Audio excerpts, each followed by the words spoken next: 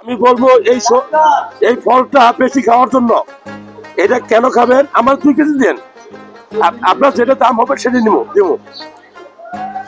এটা সিজন শুধুমাত্র একমাত্র ফল। আপনি তরকারি রান্না করে খেতে পারেন, সালাদ করে খেতে পারেন, হ্যাঁ আপনি কাঁচাও খেতে পারেন, ডালের সাথে দিয়ে খেতে পারেন। সবচেয়ে বেশি খাওয়ার সুযোগ হলো আচার তৈরি করে। বেশি করে একটু রসুন দিবেন। কেন, কি আছে এটাতে? আমি বলবো যারা বুঝে তারা এটা তেল তৈরি করে খায়। আমরা অলিভ অয়েল তেল খাই না, ওইটাও এক ধরনের জলপাই। মনে রাখবেন, এটা আপনার শরীরে রাতারাতি অনেক পরিবর্তন ঘটাবে। এটা আপনার খাওয়ার রুচি বাড়াবে।